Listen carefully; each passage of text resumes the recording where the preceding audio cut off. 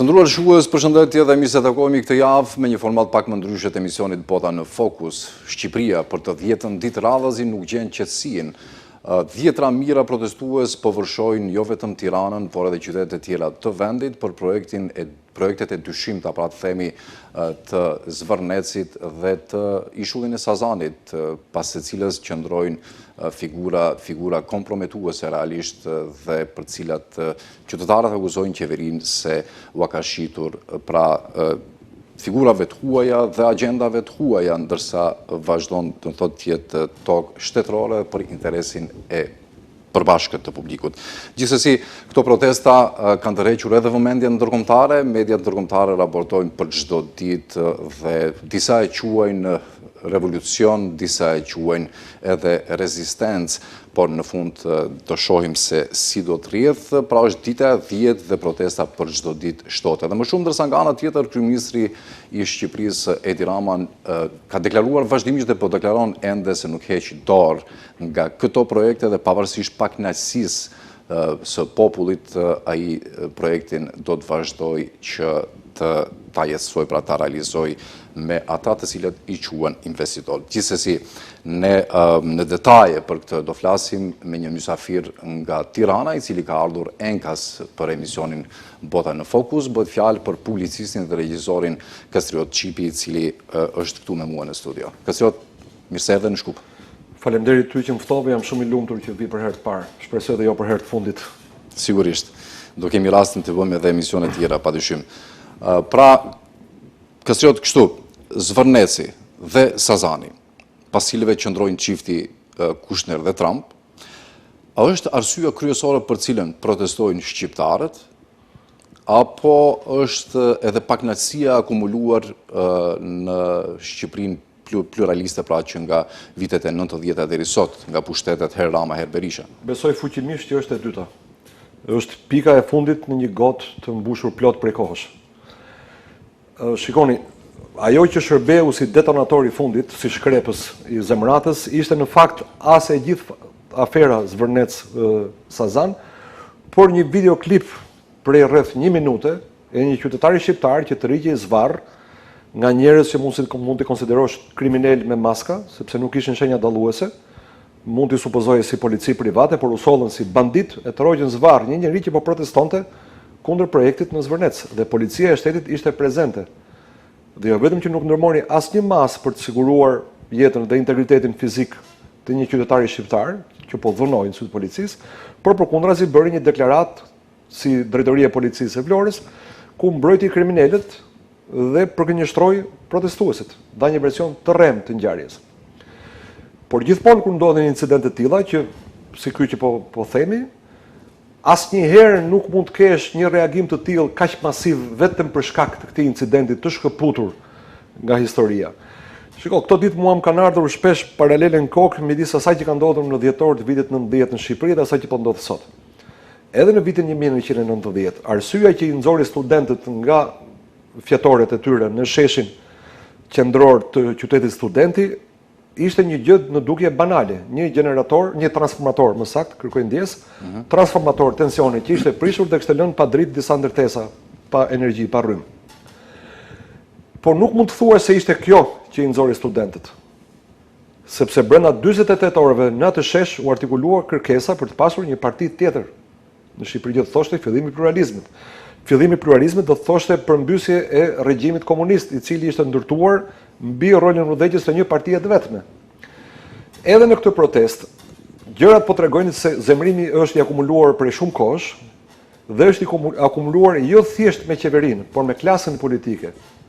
Jo rastësisht Berisha është po aq i sulmuar nga protestuesit në shesh, pothuajse sa ç'është edhe Rama. A është revolucion? Këtë nuk e di mende. E mira do ishte të ishte revolucion, që do të thotë të ketë një përmbysje të këtij regjimi dhe ndërtim të një regjimi të ri demokratik, që mbron interesat e shqiptarëve dhe punon për prosperitetin e shqiptarëve. A do të ndodh, nuk e dim akoma, që është rezistencë. Rezistenca është e qartë. Njerëzit nuk e duan më këtë lloj sjellje të qeverisë, servilje ndaj qeverive të huaja apo oligarkëve, miliardarëve të huaj, ndërkohë që është e rrept, brutale, vulgare, intolerante me qytetarin e vet. vetë deklaratat e Ramës në gjatë kësaj jave që edhe sikur 500.000 të dalin projekti do bëhet, tregojnë vullnetin e tij prej diktatori për të vazhduar me shtypjen e të drejtave të shqiptarëve. Çdo të thotë edhe 500.000 po të dalin. Nëse kanë dalë 500.000 ka dalë Shqipëria, sa të njerëz kanë familje. Po. Shqipëria është 2.3 milion banor. Ti do veprosh kundër interesave të shqiptarëve, mua më vjen mirë që ai bën këto deklarata. Që njerëzit ta kuptojnë kush është Rama. Po, por në këto protesta, për shembull, duket se krijohet përshtypja se nuk ka një këshill organizativ apo ka disa koka të cilat e udhëheqin protestën, ose të themi hipotetikisht se protesta do ketë sukses dhe do largohet Rama nga pushteti dhe nuk do pranohet as Berisha si opcion për qeverisur vendin. A ka Shqipëria një elitë, si thuash, të gatshme e cila do marrë fatin politik të vendit? Nëse më lejon, do t'i ndaj në tresh pyetjen tënde, sepse mu duken si 3 pyetje. Nuk i përgjigjem dot të trejave me njëherë dhe shkurt. Pyetja e parë, a ka në këtë protest një grup drejtues? Unë mendoj që nuk ka grup drejtues në kuptimin e mirëfillt të fjalës, sepse nuk ka një grup që ka parashtruar idetë dhe platformat për zgjidhje. Pra, të listoj cilat janë problemet që do të zgjidh protesta dhe rrugën se si çohet tek ajo zgjidhje.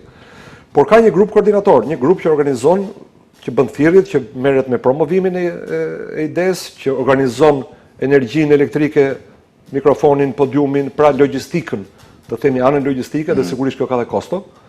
Dhe në dijenin tim ata kanë filluar të pranojnë donacione.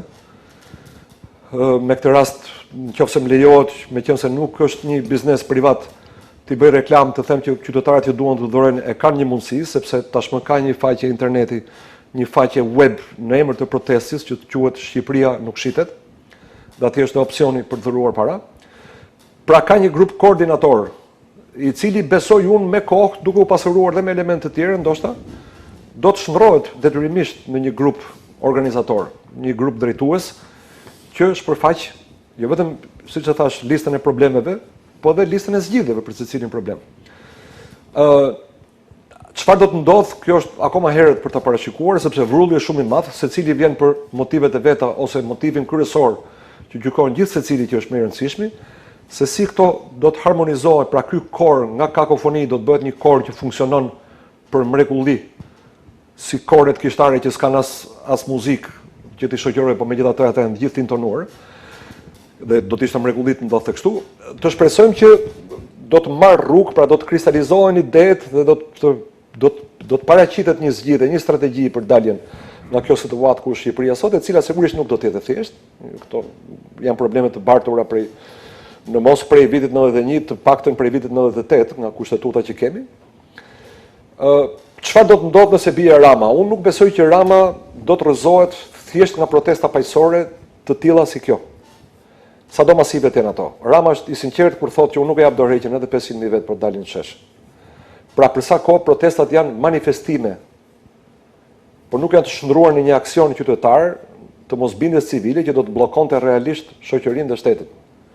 Pra nëse vazhdohet vetëm me protesta, unë jam i bindur që edhe 2 vjet në shesh, edhe në çdo kryeqytet të Europës të protestojmë, Rama nuk do t'ia di, do të shkojë i qetë drejt zgjedhjeve të ardhshme. Nëse veprimet fillojnë shtohen, ashpërsohen, jo në kuptimin e dhunës vulgare, jo në kuptimin që hajde të marrim pushkët dhe të vrasim policë, apo të rrajnë policët. Por nëse njerëzit fillojnë dhe vetë organizohen dhe kërkojnë zgjidhjet, ato zgjidhje që mund t'i arrijnë brenda kuadrit ligjor ekzistues, Rama do ta ketë vështirë të vazhdojë.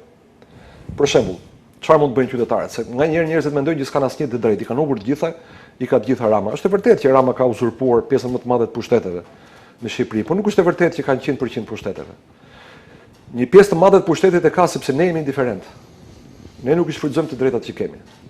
Është e vërtetë që të bësh referendum është e pamundur, pothuajse e pamundur teknikisht në Shqipëri, sepse kanë nxjerrë artifice ligjore për ta vështirësuar. Por ama ne nuk i kemi marrë një nisëm të tillë, që ta çojmë deri në fund dhe të shikojmë bëhet apo nuk bëhet. Ne kemi depërtim të agjendave LGBT nëpër shkolla, por ne s'kemi parë një revolucion në thonjza të vogël të prindve, që të shkojnë në mënyrë demonstrative të grisin faqet e librave të fëmijëve të tyre që përmbajnë agjendën ose propagandën LGBT. Ne këtë gjë mund ta bëjmë, nuk na pengon asnjë ligj aktual. Duke mos e bërë në këtë, Rama vazhdon me programin e vet. Miratoi ligjin për barazinë gjinore, e hapi shtegun para në mos gaboj 10 ditësh, ka dalë një udhëzues i Ministrisë Shëndetësisë që thotë që këtej tutje personat LGBT që duan mund të marrin asistencë mjekësore për ndryshimin e seksit, asistencë që do të kryhet në spitale dhe do të paguhet nga shteti, pra nga taksa paguesit, edhe nga unë që jam kundër. Pse e marr këtë shembull? Sepse në çdo fush qeveria tenton të uzurpojë pushtet. Dhe kjo është jo e drejtë, po është normale, është ndodh, është e rëndomtë. Nëse ti e lëshon qeverinë, ja lëshon terrenin, qeveria do të kërkojë më shumë. Nuk është në natyrën e politikanit që ti t'i japësh atribute, t'i japësh kompetenca dhe i thotë nuk i dua. Merri ti.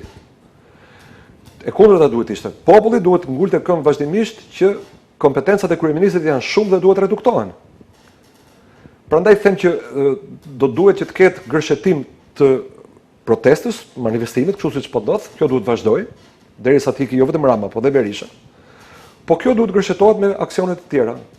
Bllokim, greva, kemi 30 ca vjet që nuk bëjmë greva. Po. Duhet bëjmë greva ta detyrojmë qeverinë të pranojë dorëheqje.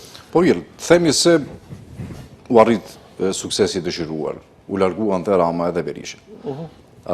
Ka një potencial, thuash, ose ka një elitë të gatshme Shqipëria për të marrë fatin politik të shtetit? Shiko, varet se çfarë quajmë elitë, sepse gjithë secili e percepton. A është Shqipëria e gatshme që më njëherë të zëvendësoj vakumin, apo se pushteti nuk mund mbetet bosh? Jo, unë mendoj që do të ketë një proces, unë prandaj nuk hy tek ata që duan zgjedhje nesër.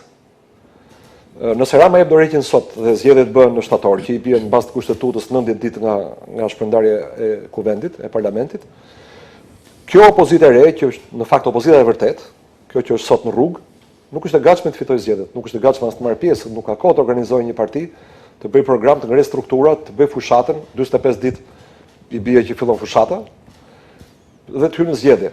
Nga ana tjetër, unë nuk do doja që të vinin përballë këtij skenari, për Rama të jepte dorëheqjen sot dhe të hynim në zgjedhjen shtator dhe zgjedhjet i fitonte Berisha. Ata njerëz që kanë thirrur me sa kanë në kokë Rama në burg, Berisha në burg, sigurisht nuk do jenë të lumtur me një skenar të tillë, që të kesh Berishën pas Ramës. Ashtu si me të drejtë askush, edhe ata që kanë votuar dikur Berishën nuk duan Ramën sot në pushtet. Që do të thotë, duhet të ketë një periudhë tranzitore, gjatë së cilës duhet përgatiten ligje, vendime kushtetuese, nëse nuk i bën klasa politike, të provojmë të bëjmë me referendum, për të përgatitur terrenin për të bërë pra një republikë të katërt, pas këtyre 3 republikave që kemi pasur. Kjo republikë për mua ka mbaruar. Jo pse e tha Lul Basha, se Lul Basha vetëm e përdori si slogan atë republikën e re, por realisht na duhet një republikë e re. Kjo republikë ka mbyllur misionin e saj. T'i kthehemi pak edhe një herë Zvërnecit, meqense edhe tema, do të thotë, qendrore është kjo. Investimet në Zvërnec dhe në ishullin e Sazanit, cila është lidhja mes tyre, çështja e investitorëve për shembull? Janë investitorët e njëjtë? Shiko, transparenca nga qeveria ka qenë afër zerrës. Çfarë kemi marrë vesh? Kemi marrë vesh nga mediat huaja dhe nga deklarimet të vet 2 protagonistëve, Ivanka Trump edhe Jared Kushner. Ka një diferencë Zvërneci nga Sazani. Sazani është 100% pronë publike. Zvërneci nuk është pronë publike, por është zonë e mbrojtur, habitat natyror që nuk duhet prekur me ligjin, të paktën siç ka qenë ligji për zonat e mbrojtura që këta e kanë amenduar. Pra ndryshon njëra nga tjetra, por lidhen nga të dyja sepse të dyja janë projekt ide e Jared Kushner. Tani, siç thash, secili shkon në atë shesh me motivet e veta dhe me radhën e vet të prioriteteve. Mua ajo që më ka revoltuar në këtë histori është ajo që ka thënë versioni që është, besoj që është versioni i vërtetë i ngjarjes, i rrëfyer përpara 3 vjetësh nga Jared Kushner në një videokonferencë me një forum investitorësh. Ai tha, ne ishim në Malinezi, na mori miku ynë Ned Rothschild ose Rothschild me jahtin e vet, kaluam në Adriatik dhe ai tha, t'ju prezantoj me kryeministrin e Shqipërisë e Thriti, kryeministri i Shqipërisë erdhi në jaht. Aty u njohëm, folëm, më pëlqeu vizioni i tij për Shqipërinë dhe thash pse jo. Mua kjo këtu më mban jo korrupsion, po shitje sovranitetit kombëtar. Të shkoj kryeministri se e thret një miliarder qoftë ky dhe Rothschild në jaht edhe të vendosi të jap një copë Shqipërie te një miku i tij që po han darkë të 3 bashk, për mua kjo është skandaloze. Në një vend normal do të kishte rënë kryeministri vetëm me këtë deponim. Me këtë dëshmi të dhënë online nga Xherret Kushtin duhet kishte rënë qeveria. Por në Shqipëri nuk është një vend normal, sepse Shqipëria nuk e zgjedh qeverinë me zgjedhje. Dhe një qeveri që nuk vjen me votë në zgjedhje nuk ka frikë nga vota e atij që proteston në rrugë. Pa nuk fitoi zgjedhjet e fundit e Rama me mbi 70%, apo sa ishin? Rama mori zgjedhjet me 70%, po sipas meje nuk i ka fituar kurrë zgjedhjet në Shqipëri, siç nuk ka fituar zgjedhjet e para kur ka kandiduar si kryetar bashkie në vitin 2000. Çka do thotë kjo? Unë mendoj që zgjedhjet në Shqipëri manipulohen në të gjitha format e mundshme, manipulohen që në fushat, manipulohen ditën e votimit, manipulohen gjatë numërimit dhe vitet e fundit ky manipulim ndodh me bashkëpunimin e plot të opozitës, të Partisë Demokratike, që është bashkëfajtore sepse është e pamundur që një qeveri që qeveris kështu siç qeveris Rama në 3 mandatet e para të fitojë mandatin e 4, madje duke shtuar votat, duke shtuar numrin e deputetëve.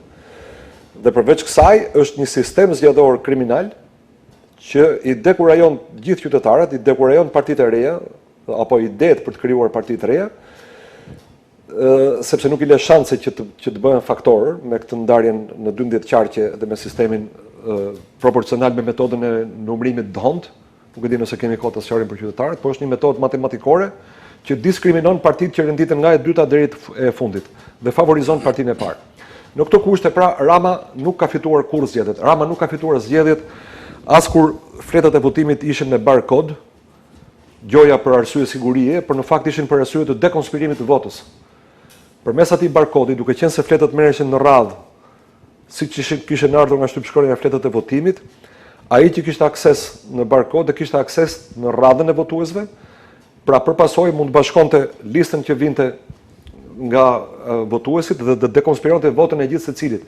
Me atë është bërë presion të gjithëve për të votuar për qeverinë. Dhe kjo histori vazhdon me makinat e identifikimit biometrik, që quhen makina identifikimi, po nuk bën identifikim dhe është e provuar me video në testim në sallën e pajisjeve të KQZ-s, ku mund të them dhe emrat e protagonistëve, Armand Vrusho dhe Altin Goxha, shkojnë dhe të bëjnë testin e makinave, fusin kartën e identitetit të njërit, por me gishtin, bën leximin optik të gishtit të tjetrit dhe makina e quan normale, pra gishti im karta jote, ose anasjelltas, ashtu siç makina pranon jo kartën e identitetit, por çdo karton që ka numrin e kartës time mbrapa të printuar. E kalon kartonin, dhe kjo është me video, po them, në prani të punonjësve të KQZ-s. Ditën kur ata shpallën teknologjinë e shkëlqyer që do bënte certifikimin e saktë të zgjedhjeve. Shto këtu atë që ndodhi vetëm këtë herën e fundit, se këto që thash ka ndodhur në çdo zgjedhje, manipulimi me makina dhe dekonspirimi i votës. Në zgjedhjet e fundit patëm dhe manipulimin në shkallë të gjerë të votave me post nga diaspora, ku doli se DHL-ja punonte me nën kontraktorë dhe nën kontraktorët i kishin sakatuar votat e diasporës. Atëherë kjo çështja politikës së brendshme të Shqipërisë, me siguri ke shumë për të thënë për shkak se njeh mirat fush, por do rikthehemi te temat qendrore. Më fal, ndoshta lash vetëm pa të thënë dyshimin tim nëse ka apo jo një klasë intelektuale sot në Shqipëri të aftë për të marrë në dorë fatet e vendit, të them të drejtën jam shumë i pakënaqur me veten dhe të gjithë ata si unë që pretendojmë që quhemi intelektualë sepse bëjmë punë të tillë dhe kemi një arsimim të tillë, me pasivitetin një, me mungesën e vullnetit për sakrifica, sepse duhen sakrifica për të punuar për çështjen kombëtare, dhe me mungesën e frymës bashkëpunimit. E kemi shumë të kollajshme të gjejmë gjërat që na ndajnë dhe jo gjërat që na bashkojnë tek tjetri. Po mirë, tani është rasti që gjitha këto do dallime ti heqin. Është rasti më mirë vonë se kurrë, është shumë vonë, uroj të mos jetë aq vonë sa të mos ketë më vlerë, sepse kombji shqiptar nuk ka qenë kurrë në historinë situatë më të vështirë. Atëherë do doja të thot, a mediat ndërkombëtare e kanë lidhur rastin e protestave në Shqipëri si revolucion antisionist. Dhe këtu kemi, do thotë, edhe kanë tërhequr paralele dhe me, do thotë, ishullin e Epsteinit dhe ishullin e Sazanit. Për shkak të infrastrukturës apo jo. Po janë hedhur dyshime. Janë hedhur ashtu dyshimesh, por të kthehemi pak në kohë, do thotë, kishim edhe projektin e Edi Ramës për shtetin Bektashi në Tiranë, të cilin fotografitë e parat që qarkulluan të Babamondit ishin me një atashe izraelit dhe një... Dhe me ushtarak të ushtrisë Pa. të mbrojtjes së Izraelit, që vetëm ushtria e mbrojtjes së Izraelit nuk është. Dhe do në thotë tani kur t'i lidhim këto, neve anadel një, ta them kështu, një invazion sionist i Shqipërisë, dhe realisht apo protestojnë shqiptarët kundër sionizmit? A është invazion sionist në Shqipëri, është e vështirë ta thuash. Në kuptimin politik të investimeve. A ka rrezik që t'jenë duke u mbjell farat e skeqjes, pra duke u futur fitilat, që nesër mund t'i vënë zjarri në Shqipërisë? Po, këtë mund ta themi. Kur shikojmë Babamondin që e do kaq shumë Izraelin, sa që nuk thot një fjalë për Gazën, por përkundërzi është i lumtur që të shtrojë iftar për Joel Kaplan, një ushtar të ushtrisë gjenocidale të Izraelit, që kur nuk është duke vrarë fëmijë në Gaza, është duke shërbyer në Shqipëri si krye rabini i Shqipërisë, edhe drejtues i një qendre të Shabat Lubovicit në Shqipëri. Sigurisht të futen dyshime shumë të forta. Kur shikon që hidhet ideja që duhet krijohet një shtet që do të thotë të preket kushtetuta e Shqipërisë, të preket integriteti territorial, se do të krijohet një shtet brenda shtetit. Dhe kjo nuk bëhet ndryshe pa prekur për herë të parë kufit e Shqipërisë që nga viti 1913. Natyrisht që nuk duhet të jesh Einstein që të kuptosh që ky mund të jetë një precedent i rrezikshëm për më shumë rishikime kufish. Rama ka bërë një reformë administrative që ka krijuar komuna në Shqipëri me shumicë etnike të një etnie apo të një tjetre, të cilat nesër patjetër që mund të shfrytëzohen si pretekst për të kërkuar rishikime territoriale edhe për ato zona, që një pjesë të shkojë Maqedonisë Veriut, një pjesë Greqisë, pse jo mund të ketë orekse edhe nga Malizi. Nga Kosova jemi të sigurt që nuk ka orekse, nuk trembemi, po dhe po t'i kërkoj, ja japim të gjitha, ja japim edhe të gjithë Shqipërinë, Kosovës. Do ishte më mirë sot që këta 2.3 milion shqiptarë sa kanë mbetur të jetonin nën udhëheqjen e Albin Kurtit apo cili do lideri shqiptar të Kosovës se sa të Edi Ramës. Pra, kur i bashkon këto elemente me ato që po flitet gjithmonë më tepër me burime nga agjencitë imobiliare, agjencitë që trajtojnë pasuritë e patundshme, që ka një oreks të shtuar të qytetarëve nga Izraeli për të blerë prona në Shqipëri. Dhe po blen kryesisht në zona bregdetare, nga Durrësi deri në Sarand. Kur shikoni që ka sjellje provokuese, përpara 2 ditësh kanë qenë një grup turistë, besoj, izraelit në Kalan e Beratit, dhe kanë shpërfaqur në mënyrë demonstrative flamurin e Izraelit duke ja treguar disa turistëve të tjerë që siç duket nga veshja, ndoshta gratë kanë pasur flokët të mbuluar, i kanë menduar si musliman. Pra guxojnë të vinë Beratë dhe provokojnë duke qenë turist. Dhe duke ditur që ky vend, pra më fal, ky vend, ai vend, Shqipëria se jemi në tjetër vend, gjithsesi ka një shumicë muslimane të banorëve. Dhe ti nuk ke pse provokon as katolikët, as ortodoksët, po sidomos muslimanët pse po i provokon? Kur nuk po të bëjnë asgjë, po të pranojnë që ti je vizitor, ndonë se ke pasaportën e një shteti gjenocidal. Kështu që a është për të shqetësuar, patjetër që është për të shqetësuar. Rama deklaroi edhe për shtetin Bektashi se do bëhet, me gjithë kundërshtitë që ishin atëherë. Po. Do bëhet pavarësisht. Ndërkohë që Babamondi u toroi që tha nuk e di, unë tha. Dhe të njëjtën po e bën edhe për investimet, siç i quan ai tani, investimet në Sazan dhe Zvërnec. Po, dhe është rasti të themi që Jared Kushner nuk është thjesht çifut. Është zionist i deklaruar, i përbetuar, madje një nga financuesit e tij kryesor, që tani s'po ja kujtoj emrin, Leon Black, u kujtova emri, Leon Black ose Leon Blačović, emri i vërtet, është një nga financuesit e Jeffrey Epstein. Çuditërisht të dyve i ka dhënë shuma rrotull $200 milion. Jeffrey Epsteinit kinse për shërbime financiare, konsulencë financiare, $200 milion, një njeri që s'kishte mbaruar as për financës, as për matematikë, dhe diçka si $180 milion i ka dhënë Jared Kushneri për ta nxjerrë nga situata kur ka qenë në vështirësi financiare.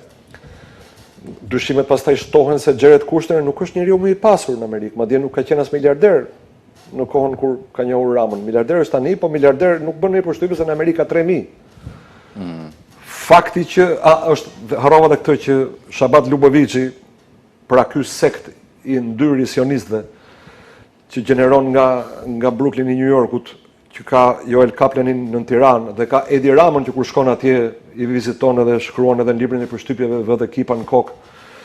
Është po Shabat Lubovici i lidhur me Xherret Kushner, sepse ai është sionist dhe çifut po i këtij sekti, i Shabat Lubovic. Tani, disi është kur themi rezistencë, për shembull, nëse shqiptarët mes tjerash, ne nuk mund ta mohojmë se mes tjerash protestojnë edhe kundër sionizmit apo jo. Nëse nuk e duan investimin në Xherret Kushnerit. Pjesë shqiptarëve patjetër që protestojnë edhe kundër sionizmit. Po pra se nëse nuk duan investimin në Xherret Kushnerit dhe Ivanka Trumpit në Sazan, nuk e duan për shkak të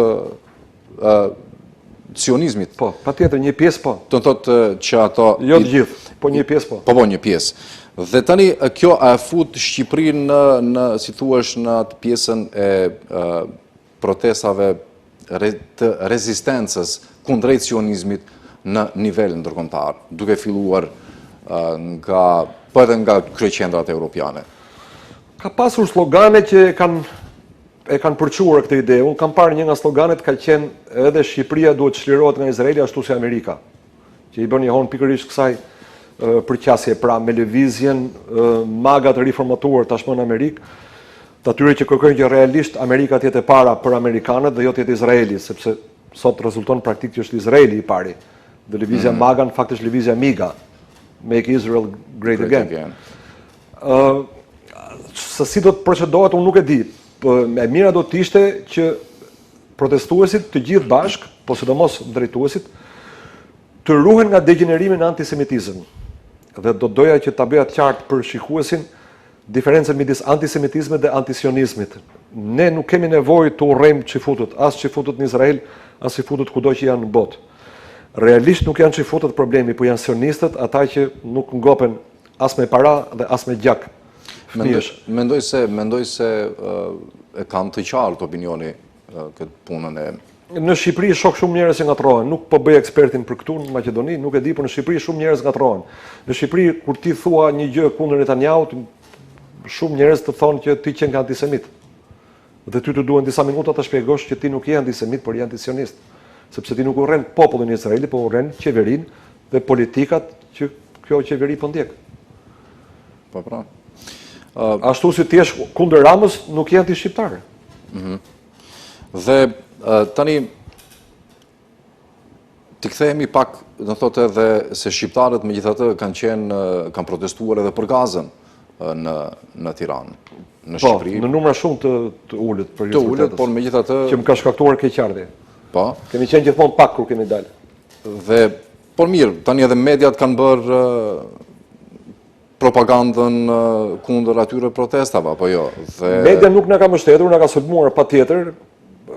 Por mes rrjeteve sociale gjithmonë, siç e thash, antisemitizmi është ngatruar qëllimisht me antisionizmin. Dhe ne jemi paraqitur si antisemit kur nuk jemi. Por prapse më lejoni të them që unë nuk jam i kënaqur të justifikoj ata mira shqiptarë që do duhet ta kishin harxhuar një mbasditë të jetës tyre për të protestuar kundër fëmijëve që vriten për ditë në Gaza. Pa harruar që është dashur ndërhyrje ndërkombëtare për të shpëtuar fëmijët e Kosovës, kur pristin rrezikoheshin nga një fat i njëjtë në Serbi. Sepse popujt e vegjël jo gjithmonë e kanë fatin e tyre në dorë për ta mbrojtur. Dhe Gaza është plaga jonë e hapur që rrjedh gjak, që vazhdon të rrjedh gjak dhe duhet na vi turp si njerëz që nuk arrin ta ndalojnë.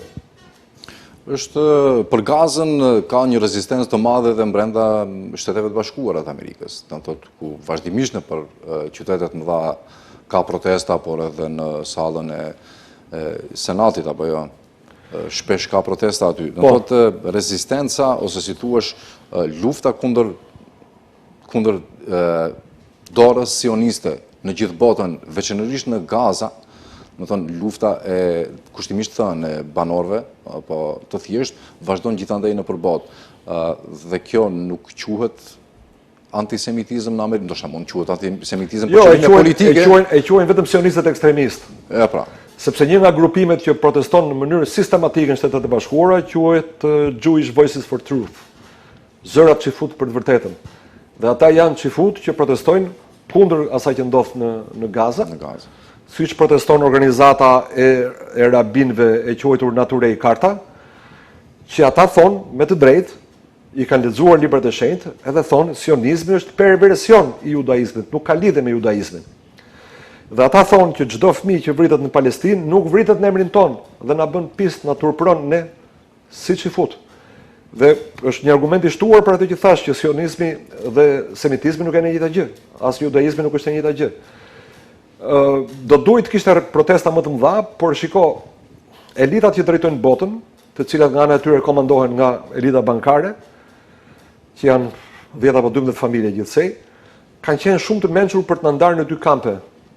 Ndarja në dyshe, dikotomia e bën më të thjeshtë punën. Nëse e bërim në Shtetet e Bashkuara të Amerikës, ka protesta në mbështetje të Palestinës, shpesh edhe me shumë energji dhe me përplasje me policinë, po janë në mënyrë, s'po them ekskluzive, por në shumicë dërmuese të majt votues Partisë Demokratike. Tani ka filluar vonë një lloj reagimi brenda Partisë Republikane, bazës Partisë Republikane, që të kuptojnë që Izraeli ka tërhequr përhunda dhe i ka futur në luftë, sepse deri dje kush ishte i djathtë në Amerikë konsideronte mbështetjen për Izraelin detyrim, gati sigurisht në një paketë që nuk mundi ndash. Edhe në Shqipëri e vrej këtë gjë. Unë nuk kam fakte, nuk kam prova, unë nuk i kam ndjekur priftrind katolik shqiptar që ti shikoj se çfarë bisedojnë me famullinë e tyre, çfarë morali u bëjnë në mesha apo në takime, po unë shoh që ka një stepje shumë të fortë te katolikët shqiptar për të shprehur solidaritet me Gazën. Dhe të thonë që ne duhet të mbështesim Izraelin. Pse nuk din të ta thonë? Nga ana tjetër në Amerikë pastaj ke ata kampionët Randy Fine që duhet ishte futur në spital psikiatrik që kur tha që Gaza mbaron punë me një bombë atomike, apo të tjerë midis Partisë Republikane, senator edhe kongresmen, përfshirë ata që mund të dukeshin simpatik në kauzat e tjera të djathta. Qoftë ndodhe edhe ndonjë guvernator i Floridas apo guvernator të tjerë, janë të gjithë ekstremist në sionizmin e tyre.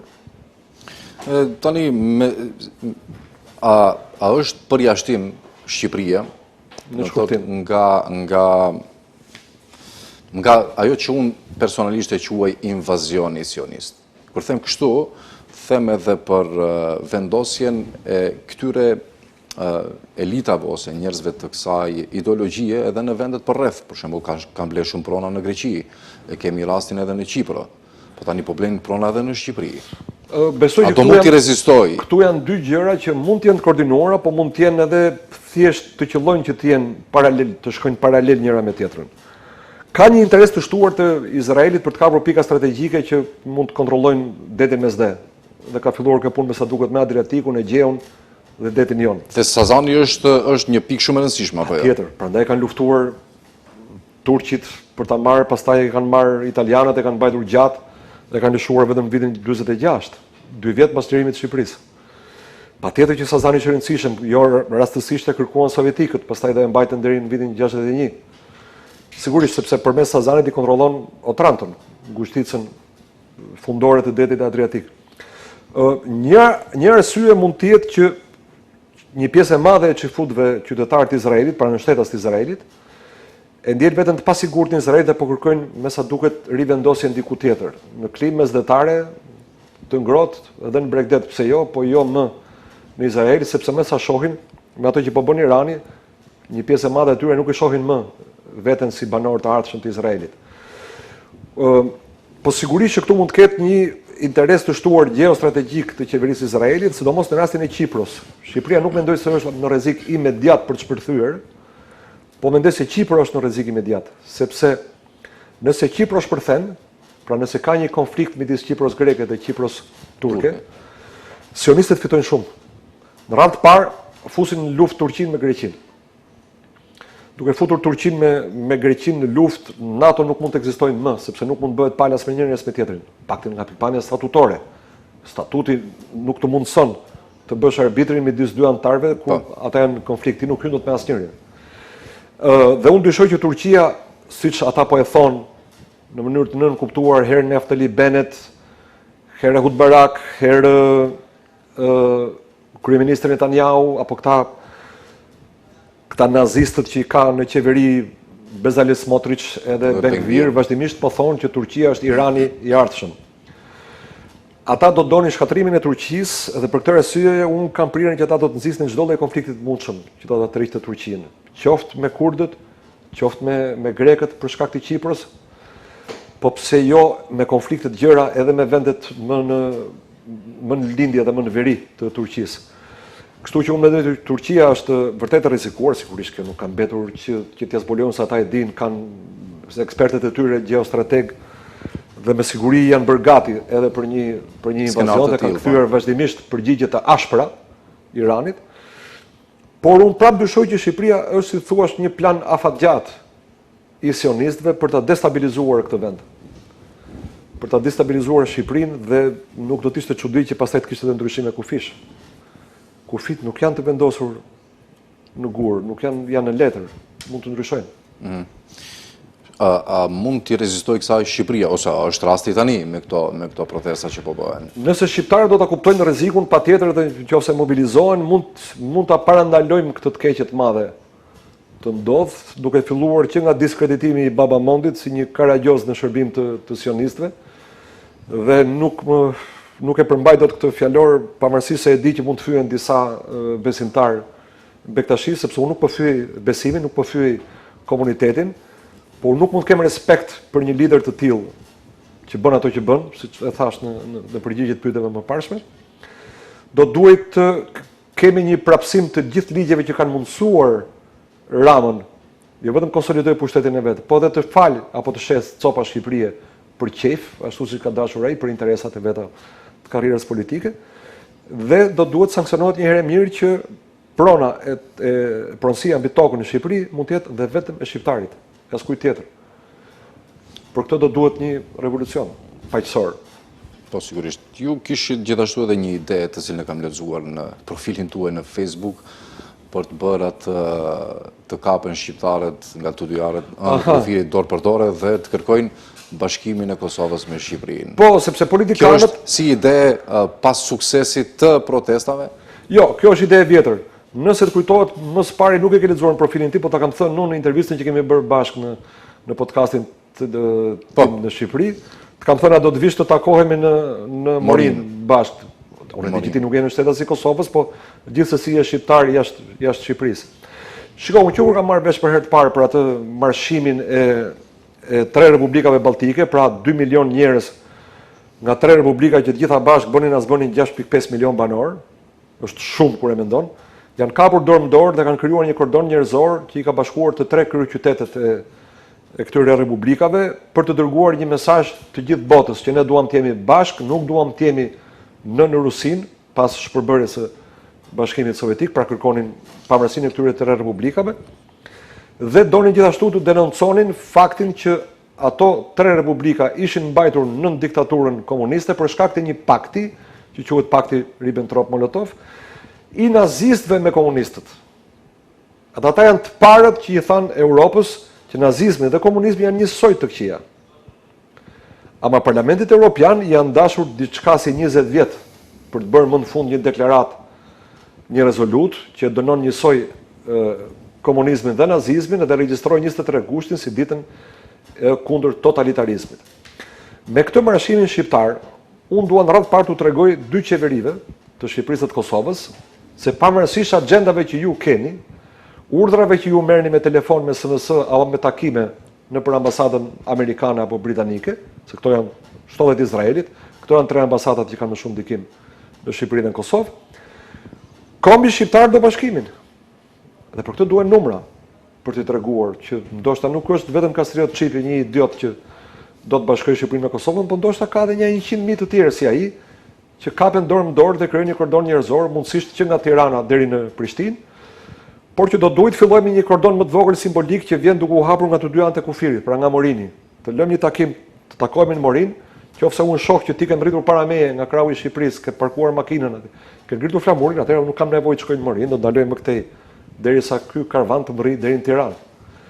Ta bëjmë këtë gjë për t'i thënë një herë në radhë parë qeverive tona dhe pastaj të gjithë botës që nuk mund ta pengojnë më Bashkimin Shqiptar. Kjo prralla që ne do hymë në BE dhe nuk do kenë kuptim kufin të BE, nuk duhet të na interesojë, përveç se nuk duhet ta marrim seriozisht sepse po paguajmë kosto shumë të lartë në procesin e integrimit.